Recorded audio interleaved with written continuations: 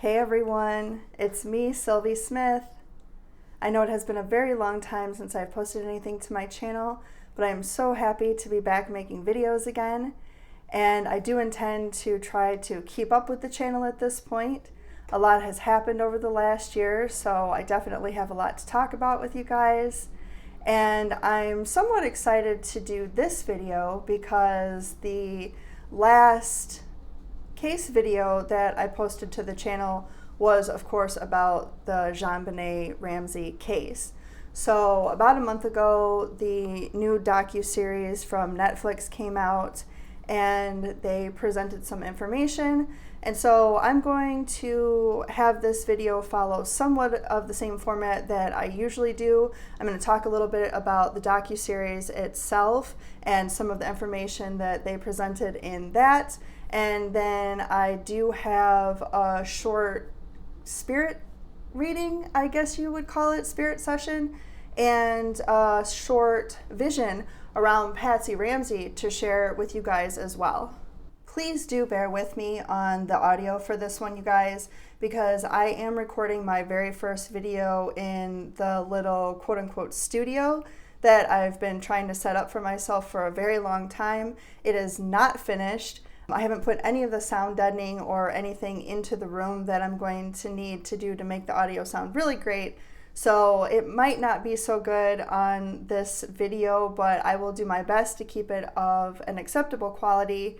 And also, hopefully you don't really hear any of the background noise that's going on in my house. I don't think that it'll be too loud or overwhelming, but I might add like a soft music track in the background just to cover any of that stuff up. Anyway, just bear with me on that one. I do want to take a moment to just say thank you so very much to each and every one of my subscribers. You guys have been absolutely amazing. I can't believe that with me not posting for such a long period of time, I not only kept the majority of the subscribers that I had, but I've also gained some subscribers in that time. And it means so much to me, you guys, that you would keep hanging out and keep waiting for me to post something, sticking with me through my somewhat existential crisis, and remaining with me here on the other side. So once again, thank you so much to all of my current subscribers, all of my new subscribers. You guys are amazing, and I wish the very best to everyone. Happy holidays. Whatever it is that you celebrate, I hope that you are finding some peace and some joy and some love during this time of the year. On that note, however, we are about to discuss something somewhat unpleasant. I don't think anybody's probably too terribly shocked by anything in the JonBenet Ramsey case at this point, because it has been going on, the investigation, quote-unquote investigation, for exactly 28 years at this point. I was a little upset with myself that I was taking so long after the documentary had dropped to post a video, because I did watch it the day that it dropped. But at the same time, it seems kind of fitting that I'm now posting this video here on the exact 28th anniversary of the crime. Of course, I do need to drop my disclaimer here really quickly. Everyone that I'm about to discuss is presumed innocent in the case of JonBenet Ramsey. No one has ever been charged with her murder. So everything that I'm about to discuss is based on my opinions and my interpretations, and none of it should be taken in any way as proven fact. At any rate, without further ado, let's get into a quick discussion about some of the information that was presented in the docuseries. So I definitely want to know in the comments how you guys felt about the docuseries. I honestly thought that it was a little weird, and I'll explain why. So I feel like the majority of the information that was presented wasn't necessarily anything new. They presented a lot of specifics that I don't think that anyone had ever really heard before, but the basics in the case didn't really seem to change much at all, right? There was no, in my opinion, there was no groundbreaking, earth-shattering news that was presented in this documentary. I honestly felt like it was one last ditch effort by Jon Ramsey to try to 100% clear the name of the Ramsey family, which once again I thought was weird.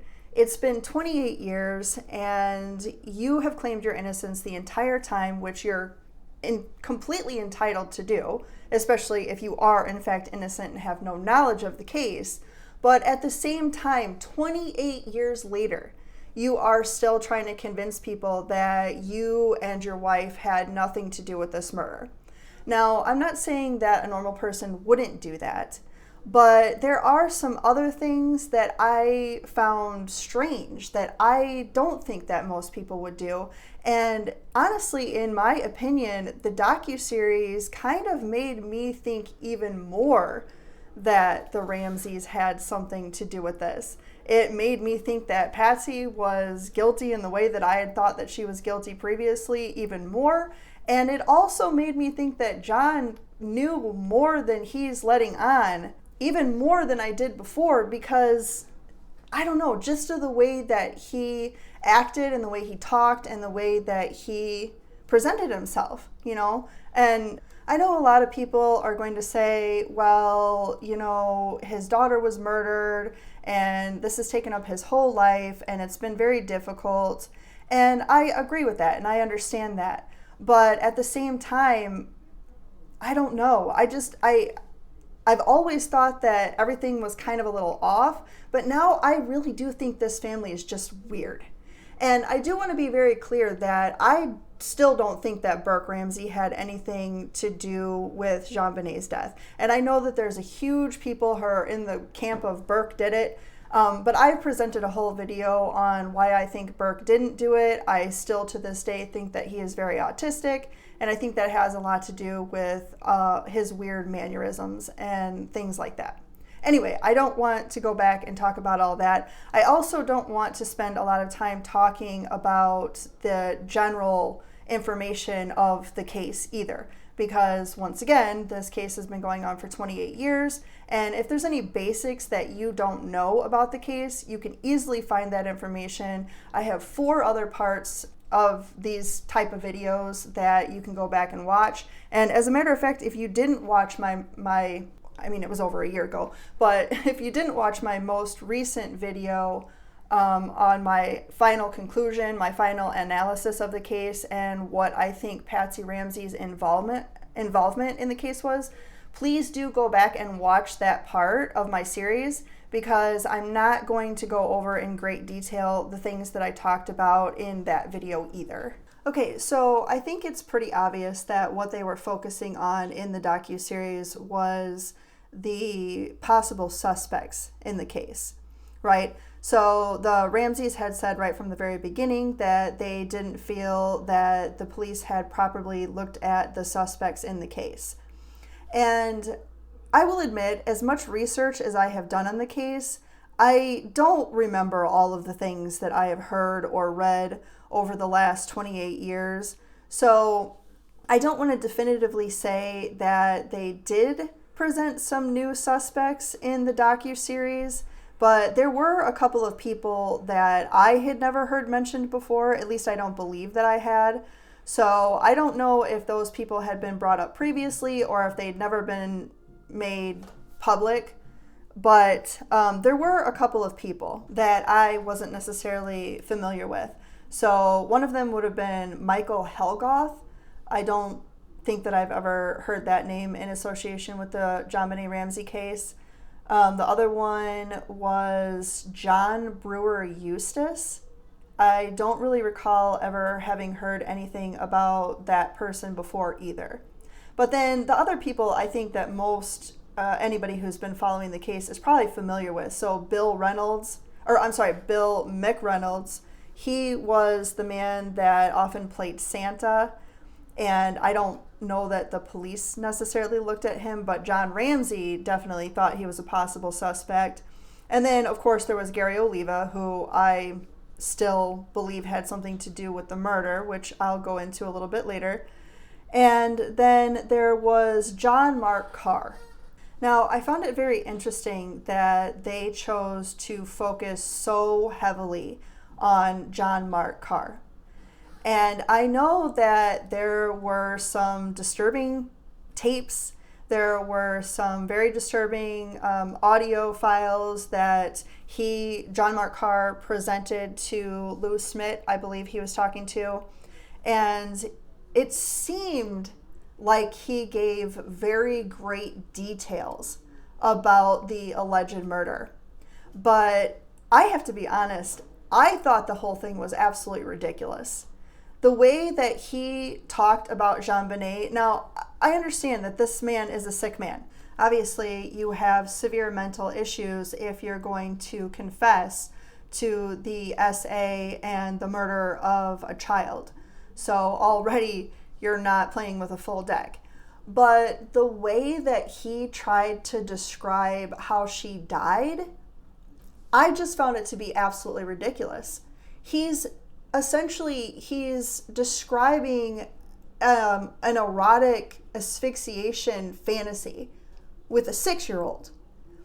And I'm not saying that somebody wouldn't do that to a child, especially somebody who has severe mental illness. But at the same time, he was almost trying to make it sound consensual. He was almost trying to make it sound like they were a couple. And once again, I understand that he's a very sick man, and I understand that somewhere in his delusions he might have honestly thought that, or he might have honestly felt that way or believed it, and maybe those are some of the things that led him to do the things that he did. But I don't know, you guys, I just didn't buy it. It just sounded to me like he was telling a fanciful story. And ultimately, he was arrested. He was taken into custody. Supposedly, investigation was done. Supposedly, DNA doesn't match. Now, I have a little bit more to say about the DNA itself, which I will talk about in just a minute. But I just wanted to kind of get this off my chest about how the whole John Mark Carr thing. I don't think that John or Lou Smith, I'm not sure how to say his name. I think it's Lou Smith. Anyway, I'm not sure that either one of them even think that this guy did it. You know, he's got all these tapes. He's got all these supposed details of what he did that night. But a lot of them don't even match up. You know, like he has this long diatribe about this making her necklaces, which is one of the things that I think discounts his story, because he's telling it in a way of, oh, like we've done this before. Like, oh, like I've made quote unquote necklaces for JonBenet before. Well, when did this occur? When did all of these other alleged encounters occur? Because I know he didn't specifically say that there was other encounters, but at the same time, you're telling me that this child who doesn't know you, who you snatched out of her bed in the middle of the night, is just going along with you making her pretty necklaces while you sit in the basement? Like, it's just ridiculous, in my opinion. I really honestly 100% believe that that guy is just completely mental, and that he was making up some sick fantasies. And like I said, maybe he believes that it did happen. Maybe he does believe it. But I don't think that he even believes that that's what happened. And I find it super strange that they decided to fill up so much of the docuseries with John Mark Carr's quote-unquote confession. Because what is the point? What is the point of putting all of that out there? What is the point of going into so much detail of what this man supposedly said and did if he's ultimately not the killer?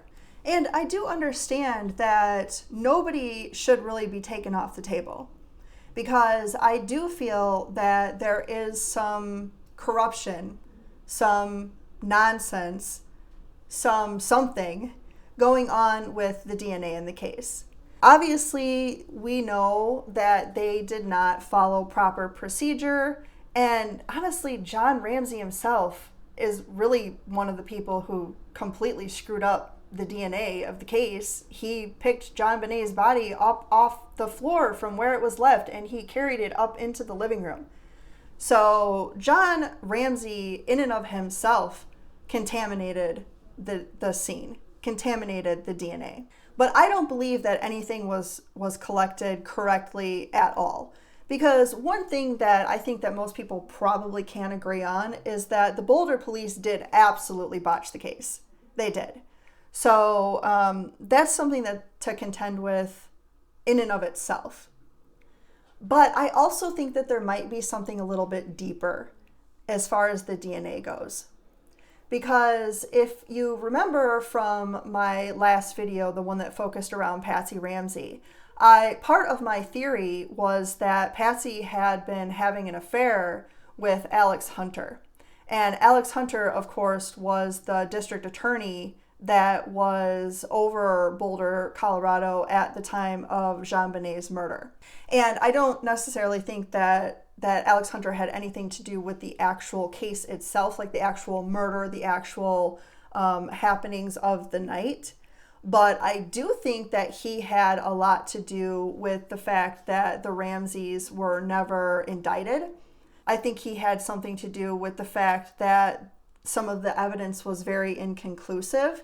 And I think that there's a good possibility that Alex Hunter himself, or maybe somebody by his direction or somebody close to him, may have disturbed or disrupted or contaminated the DNA further to a point where it's pretty much unusable in the case.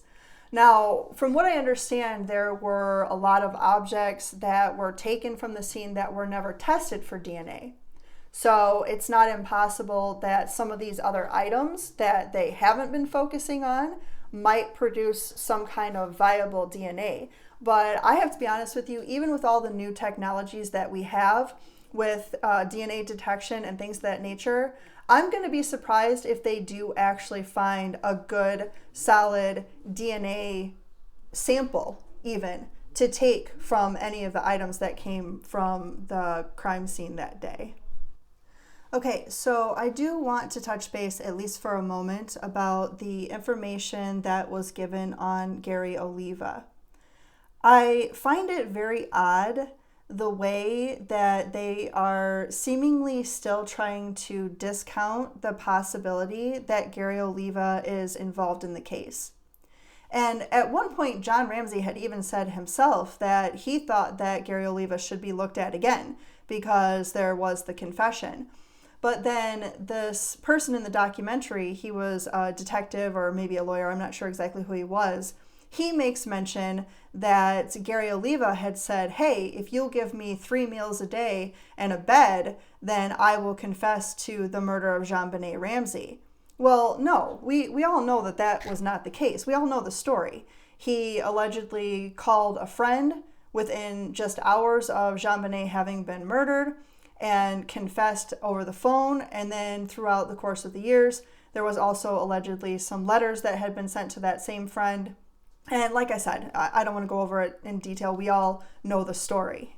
But then also in this docuseries, they show a clip of an interview that Gary Oliva did with CBS quite some time ago when he was already in prison on other charges. And they have him specifically saying, no, I did not kill JonBenet Ramsey. And so the person who's interviewing him says, did you kill JonBenet Ramsey? And he very definitively says, no, I didn't. And then he looks straight into the camera and he says, no. So as someone who's always been interested in behavior analysis and the way that people behave when they're trying to convince you or cover something up, I find it funny that they chose to put that into the docuseries because, in my opinion, this shows that he does not believe what he's saying. Gary Oliva, I think he was forced to change his story, and that look that he gives when he looks directly at the camera and he just has that perfectly still, perfectly almost stoic, no emotion face, it's obvious that he's trying really hard to express no emotion in any way whatsoever. But just a few seconds before that, when he's talking about how the first time that he saw JonBenet doing her "I want to be a cowboy sweetheart" routine, you can see the little smirks. You can see the little light in his eyes almost, which I know is disgusting. But it's the fact of the matter of the way the man is behaving. You can see it in his face. So I feel like they put that into the docuseries to try to discount Gary Oliva as a possible suspect. But like I said, in my opinion, that just makes me think even more that he did do it, or that he has been telling the truth, or that he did genuinely confess to the crime, because he's clearly trying to hide his true feelings and emotions in those statements. Okay, so I do want to go back to Jon Ramsey just briefly here for a moment, and I'm curious to know what other people think, if you agree with me. So one thing that the docuseries definitely did was change my perception of Jon Ramsey.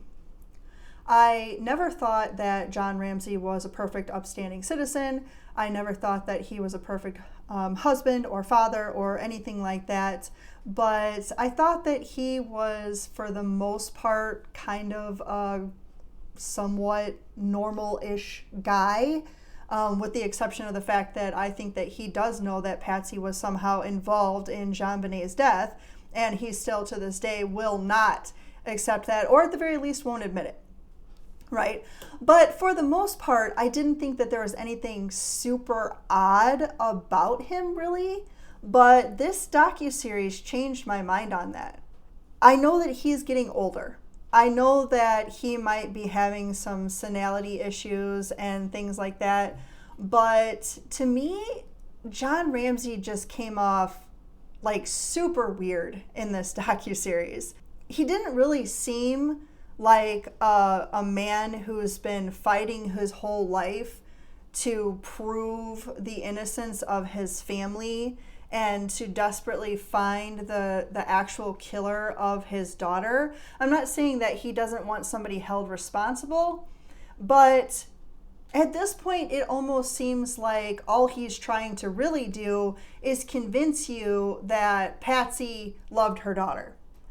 And I'm not saying that in some way Patsy didn't love her daughter, but I think that their relationship was very complicated.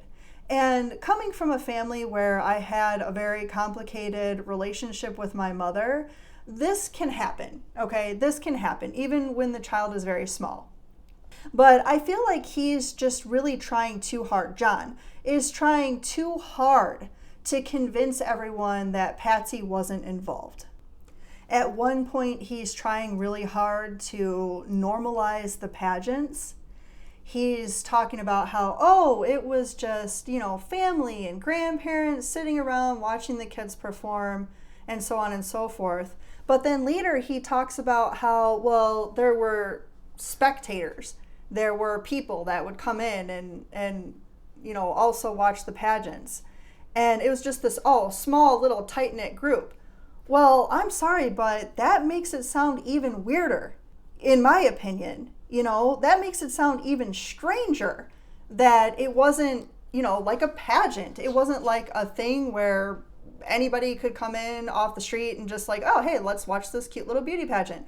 No, it was he even specifically says, it was a close, small, tight-knit, whatever, That's strange. That makes it sound very weird. And then the more that I actually watched and the more that I actually looked at and saw the way that they dressed JonBenet up, and the fact that they're trying to be like, oh, she loved to perform for us and stuff like that, it's just, you guys, it was all just very, very strange to me. I don't know. That does not seem normal with the way that he's trying so hard to normalize the pageants. And then there was the part that really got me with the interviews of Jon Ramsey. He starts talking about Patsy's cancer And he starts talking about how her health was getting really bad and all of the stress and everything was really taking a toll on her. And he got to a point where he was convinced that it was 100% hopeless, right? There was no chance that Patsy was going to pull through. She wasn't going to make it. Okay, fine, that's understandable. I'm sure everybody gets to that point, especially when they have a loved one who's been struggling for a long time with a terminal illness, right? But then he said the most bizarre thing that I think I have ever heard someone say. He said, I didn't tell Patsy that I was ending the treatment. Let that sink in for a minute, okay? I know he says that the cancer had gone to her brain and that she was starting to have cognitive issues and things like that. But the statement that he was making just before that, it sounded like Patsy still wanted to fight, right? It sounded like Patsy still had, maybe some hope inside of her and she still wanted to keep trying. But Jon was convinced that she was going to die. So without her consent, without her knowledge, he just went ahead and told the doctor, let's end Patsy's cancer treatment. I have a very difficult time wrapping my head around that, you guys, because even if I was in a state where I was starting to lose my cognitive capacity, I would still want my husband to tell me that he had decided to stop my cancer treatment and that I was just going to go ahead and die now. Like he says something about, the doctor has, at the suggestion of the doctor, I chose to end Patsy's treatment and put her onto a pain regimen, just keep her as comfortable as we possibly can until she dies. I don't know, you guys. Like I said, once again, maybe I'm reading too much into it. But that just seems very, very odd to me. That just seems super bizarre. You never even just discussed it with her. Even if she wasn't cognitively sound, I feel like you could have mentioned it to her. You could have seen how she felt about it. Surely she had clear days.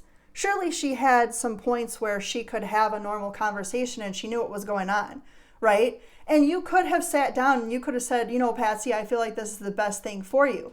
But no, he blatantly says in this docuseries that he 100% just didn't tell her. I mean, not a good look, Jon. Maybe you should have left that part out of the documentary because, I don't know, maybe it's just my opinion, but I'd like to know what you guys think. But I think that makes him look bad. And then it makes me wonder. So she was starting to lose some of her cognitive ability and she was starting to get confused, whatever the case may have been. So now I'm starting to wonder, why did he really do it? Did he really do it because he felt like it was hopeless and he thought this was the best thing to do for Patsy? Or was Patsy starting to talk?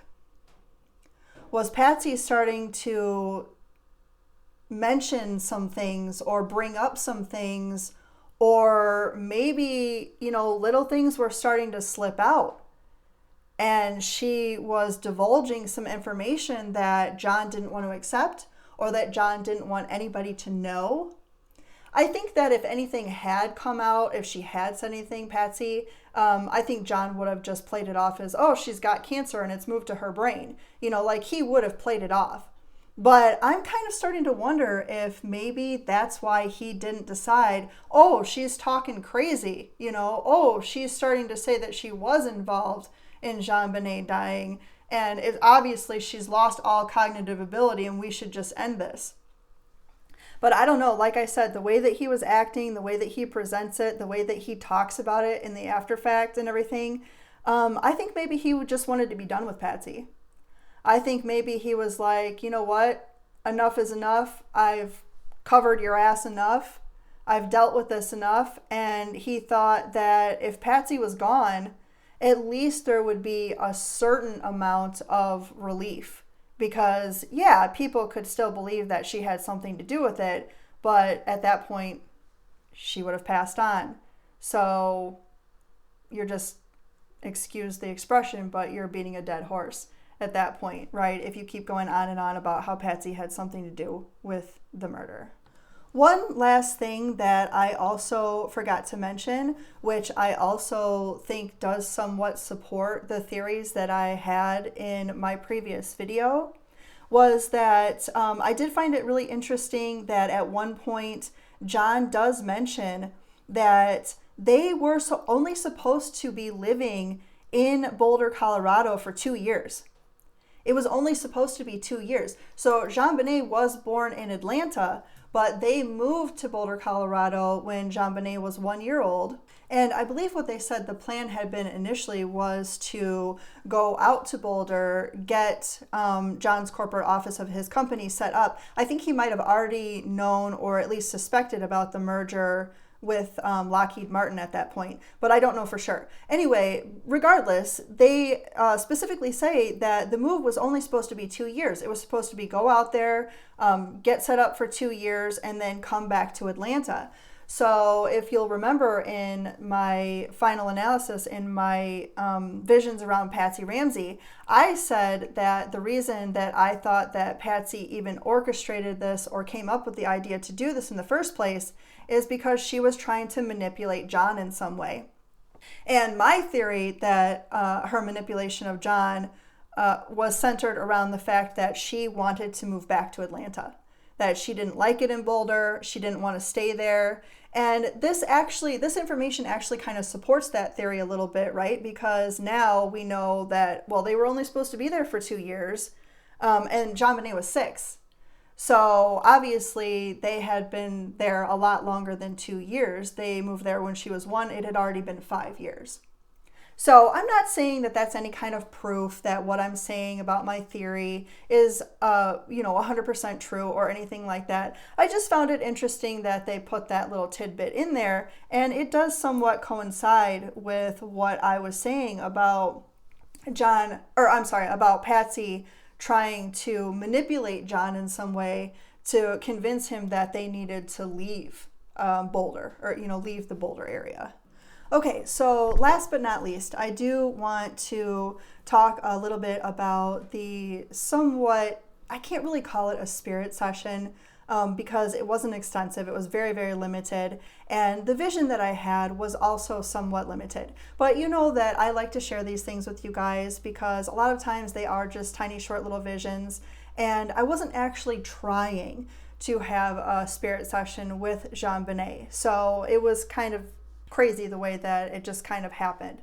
But if you've watched my other videos, you know that this is kind of my thing. This is kind of what I do. This is kind of how my gifts usually play out. So anyway, I was doing a little research. I was just looking into some things, trying to refresh my memory. And I was looking at the pictures of the marks on JonBenet's body. And this is not something that I had touched on before because nothing about that was in any of my previous visions. I just didn't see it. I'm not saying that it didn't happen. I just didn't see that part. So anyway, I was looking at these pictures, and I've mentioned before that a lot of times when I'm doing research or where I'm looking into something, I will get a spirit coming through, or I will get a vision, or something will just kind of happen. I don't try to do it. It just kind of comes about. And I've given a lot of reasons for why I think that happens. And honestly, that's something for another video. So I'm just going to say that I was looking at these pictures, and then all of a sudden, just out of nowhere, I hear a voice say, "My mommy shocked me." And I was like, wait, what? Because I've never connected spiritually with JonBenet Ramsey before. I've mentioned several times about how I have difficulties doing spirit sessions with children. I think I inadvertently block myself because it's just, it's difficult for me to hear the things that the kids might say, or since I do get the visions a lot of times when I'm speaking with a spirit, it's hard for me to deal with those visions and stuff like that. So anyway, I don't generally try to have spirit sessions with children, but sometimes these things do come through. And I do also want to make just a quick little point here. Sometimes I have people who will give me a hard time, and they'll be like, this case has been pending for almost 30 years, or in other cases, it's been 10 years, 15 years, whatever, it's been a really long time. So they try to act like the person that's in spirit wouldn't still be a child. Except for on the ethereal plane, things are not the same as they are here on the material plane. Time passes very differently, and in my experience, the spirit does not die as a child and then go into the ethereal plane and all of a sudden they have all of the knowledge and emotional wherewithal of an adult. In my experience, that is not the way that it works, okay? Generally speaking, in my experience, the way that it works is if someone passes to the ethereal plane as a child, they're going to remain at least somewhat childlike on that ethereal plane, and they won't achieve their full consciousness or their full awareness until they move on. So anyway, yes, JonBenet is still coming through as a child, because in her world, I use the term loosely, in her current existence, there's no real concept of how much time has actually passed. So anyway, I digress. What I heard was my mommy shocked me. And as soon as I heard that, I got a brief vision of Patsy Ramsey. In my first video, in my fourth video, which would have been the one about the visions around Patsy Ramsey, I talked about how after I saw her place the note and then go back up to her room, I didn't really see anything else around Patsy until in the morning, after everything had already played out, right? JonBenet was already gone. Well, this was kind of like a little interjection into that. So this was something in between there, in that part that I hadn't seen before. So anyway, as soon as I hear the statement, my mommy shocked me, I get this vision of Patsy. She's in her room. She's laying in the bed. She's still wide awake though. And all of a sudden she just sits up. And I don't know that she heard anything because she's such a long way away from JonBenet's bedroom. I don't think she could have actually heard anything, but maybe she just got a sense that something wasn't going right or something like that. I don't know exactly what got her up out of the bed, but she sits up and she turns around and she looks quickly to make sure that John is still sleeping. He is. He hasn't heard anything. He hasn't been disturbed in any way whatsoever. So he's still sleeping. So then she reaches into a drawer, a little table next to the bed. She reaches into the bottom drawer. She grabs something out of the drawer and she beelines it downstairs to JonBenet's room. Well, sure enough, JonBenet is awake and she's sitting up in her bed. And now I think that this was probably only a few minutes after Patsy had gone back upstairs in the first place. So I don't believe that like hours have passed or anything like that. I think it's only been just a few minutes, maybe 15, 20 minutes at the most. But I honestly don't think that it's even been that long. So anyway, Patsy goes in, she sees JonBenet sitting up on the bed, and I think she kind of panics, right? She looks around. Obviously, she sees that there's no one there. It's just JonBenet sitting up on the bed. She's very tired. She's very confused. I think that she probably had to go potty. And I think that Patsy probably realized that. But at the same time, there was a certain amount of panic, because this is not the plan. This is not what's supposed to happen. She doesn't want to actually run into somebody in the house, because if it plays out that way, things are going to go very, very differently, right? And even though it might still work, if she is in fact planning this, if she is in fact trying to use this scary scenario as a way to manipulate John and convince him that they need to leave, that this is probably enough, right? Somebody was in our house, they were trying to take our child. But at the same time, this is not what the plan was. So there's a bit of panic that sets in. And I think that if she had been thinking clearly, maybe Patsy would have just went ahead and let JonBenet go to the bathroom, and then she would have put her back in the bed, and she would have tucked her in and all that good stuff. But you also have to remember, though, she doesn't want JonBenet to wake up. If JonBenet wakes up and starts screaming or causing a fuss, then this is going to also kind of ruin the plan, right? So this is the part that I thought was kind of crazy, that I didn't actually expect to see as part of a vision around this case. Anyway, so Patsy goes straight into JonBenet's room. JonBenet's just sitting there. She starts to get out of the bed, and Patsy is trying to be caring and soft, I guess is the words I'm trying to use, to JonBenet, but at the same time, she's, like I said, in a bit of a panic. So she's like, okay, JonBenet, get back into bed, and she's like, no, like JonBenet doesn't want to get in the bed, she has to go potty, blah, blah, blah, all that stuff. So then JonBenet turns around, and she does go to climb back into the bed. And as she's climbing back into the bed, her little jammies are kind of pulled up and everything on her back. And Patsy takes out the taser, and she very quickly, just like a few seconds, she just puts it right on JonBenet's back. Just, zaps her relatively quickly. And the reaction that I see JonBenet have, and again, I don't have any definitive proof, okay, you guys, this is just my vision, this is just what I'm seeing, and this is just my interpretation of what I'm seeing. So anyway, JonBenet does not have the reaction that Patsy expects her to have.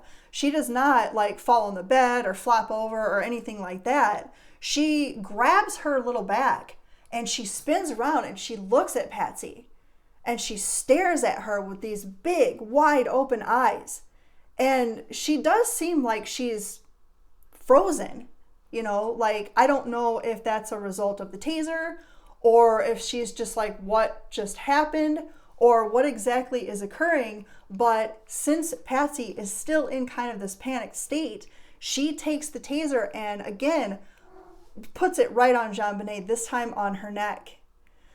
And obviously we know where the marks on JonBenet's body are, okay? We've seen this. It's been shown in the press 100 times. We all know where the marks are. So I'm not just trying to say this to make it go along with my theory or anything like that. This is honestly what I saw in my vision, okay? This time, when she puts it on JonBenet's neck, she holds it there longer. Not significantly longer, but definitely longer than she held it on her back. And within just a couple of seconds, this time, JonBenet does kind of tense up, and then she just falls over. Patsy kind of stands there and stares at her for a second. I think that she might be thinking, oh, shit, like, what did I do? Maybe I shouldn't have done this. But then she kind of regains her capacity a little bit, and she takes JonBenet's wrist. And I'm certain that she's checking for her pulse. And maybe she feels the pulse there, but it's not, very strong, or it's hard to tell. So then she puts her fingers on the other side of JonBenet's neck and checks her pulse there. And sure enough, there's still a pulse. JonBenet is still alive. She's actually, at this point, she kind of just looks like she's sleeping peacefully. Her eyes are closed and she's just laying there. So Patsy swings her legs back up into the bed and covers her and leaves the room quickly. Okay. This is the other thing that I also saw as kind of a secondary vision to this vision. So while Patsy was in the room, actually, I think it was before. I think that once, Patsy woke up and she was coming down the stairs, I'm pretty sure that, I'm still postulating that it was Gary Oliva. But anyway, I'm pretty sure that he was already in the house, that he was actually right outside JonBenet's room. But he heard the motion. He heard the noise. He heard Patsy coming down the stairs. So he bolts into a room that's right next to JonBenet's. And he stays in there still, just 100% still, not moving, not doing anything, not even barely breathing. And essentially he's like listening. He's hearing all of this. He knows everything that just happened because he's literally in the room next door. And this is another thing that I found interesting because these visions, I had these before I watched the docuseries. It hadn't even dropped yet when I had these visions. So I found it super interesting that in the docuseries, they do make mention of there was a rope that was allegedly left in a guest room in the house. And I'm sure they have mentioned that before, but I don't remember that. I don't remember hearing that there was a rope in the guest room, but I don't know if it had already been out there or not. But if my visions are correct, this does coincide, right? Because if Gary Oliva was about to go into JonBenet's room and then he hears somebody coming down the stairs and he ducks into this room, one, he's probably a little freaked out, right? Because he's like, oh shit, the plan's not going to go through like it was supposed to because she woke up. So he's it's throwing him off a little bit, right? But then he's also listening to the whole thing. So that's going to have things swirling around in his head as well, right? So it's conceivable to me that this is what could have played out that night. It being that he probably was in a bit of shock, a bit of a panic. It's believable that he would have accidentally left the rope in the guest bedroom. And then once I looked back into the layout of the Ramsey house, it turns out that that guest bedroom is in fact the room that is right next door to JonBenet's room. So I just found all of that to be very interesting. I just found that to all be very, it was a strange coincidence, that I had the vision and then some of these little tidbits of information came out in the docuseries. And also I've mentioned many times that I don't believe that there's any such thing as coincidence. So anyway, that's neither here nor there. So after I had this brief connection and this brief vision, I did purposely try to go back and actually connect with JonBenet, a more substantial connection to see if I could get anything better. And really the only thing that I could get to come through is she said, a man with long hair hurt me. And then she said he had a ponytail. And I know that sounds like I'm just trying to make it more evident that Gary Oliva is the one who did commit the act, because I have postulated still, and I still do believe that Gary Oliva is the one who was involved. But I don't know that definitively. It's dark, and I don't really see any direct vision or shot, if you want to say, of his face. But I do see that it is a man with a long hair and that he does have it tied back into a ponytail. And I see a mustache. I see facial hair. So that's part of the reason that I really do still genuinely think that it is Gary Oliva. But don't forget that they did bring up this other man, this John Brewer Eustace. And in his mugshots, he also has long hair. And just because he doesn't have a mustache in his mugshot doesn't mean that he didn't have a mustache on the night of the murder. So it's not impossible that it's not Gary Oliva that I'm seeing. It is possible that it's also this other man, this John Brewer Eustace. It could be him, or it could be something completely different. I have always said a million times on my channel that it is not impossible that I am wrong. Just because I see something, just because I firmly believe that something is the way that it is, doesn't mean that I'm correct. At any rate, please do not give me a hard time on this. I am not backtracking on my vision in any way whatsoever. I still firmly believe that it is Gary Oliva who committed the crime. I firmly believe that Patsy essentially is the one who orchestrated the whole thing, and that Gary Oliva is the man who ended up carrying it out. And once again, if you'd like to know more about that, if you didn't watch my part 4 where I explain all of that in detail, please do go back and watch that video so that you can get a little bit more context around that. At any rate, one thing that I feel like I can definitively confirm is that I do feel like Patsy is there with JonBenet in a manner of speaking. So obviously we all know that Patsy Ramsey passed away from ovarian cancer in 2006. And I know everybody would automatically assume, right? Mother and daughter, they've both passed away. They're there on the ethereal plane together. So, of course, they're together. Well, I feel like she's there. I do definitely feel like she's there. But I feel like there is somewhat of a disconnect between Patsy and JonBenet. There's been a lot of times when I've done spirit sessions and I have felt like people were very closely connected with one another, like they were still very much in the vicinity of one another, and that they were, to a certain extent, maybe supporting each other in the afterlife. But in this situation, I feel like Patsy is there near JonBenet, but I feel like there is a disconnect. And one thing that I do find super amusing to me, at least in my world, Patsy Ramsey will not talk to me. I have attempted to connect with her in a spirit session multiple times. Like, hey, Patsy, if I'm wrong, set me straight. Like, tell me what really happened or what your involvement really was. And she really just won't even speak to me at all. So I find that kind of funny. And I think that she would prefer if JonBenet didn't speak to me or anyone else in spirit either. I think that even in spirit, Patsy is trying to cover something up. At any rate, this video is quite a bit longer than I had planned on it being, so I am going to wrap it up. But I do just want to say really quickly that as far as Gary Oliva goes, right now he is out of jail. I'm sure everybody is aware he's been released, and they're just listing him as a transient. He's supposed to have been checking in at a halfway house or something of that nature, and he's gone quote unquote missing a couple of times, but he always does check back in, and right now they have him listed as being transient. So I find that kind of interesting, and I really think that at some point in time, I think that we are going to hear more about Gary Oliva. I think that he's going to turn up dead. I think that he is either going to commit suicide, or they are going to claim that he got into some kind of an altercation with another homeless person or something of that nature.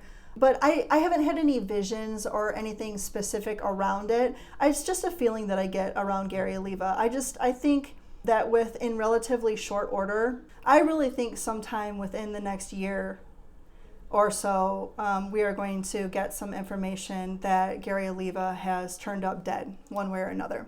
But once again, that's just my opinion. That's just a feeling that I get around Gary Oliva. I haven't had any visions or anything like that, but it's just a feeling that I get. So we'll have to see how that plays out. At any rate, I feel like I have kept everybody long enough for this particular video, so I am going to go ahead and wrap this up. I do have a lot more content that I want to post to the channel, so be on the lookout for that. And as always, thank you guys so much for listening. I very, very much hope to be talking to everyone again very, very soon. Bye.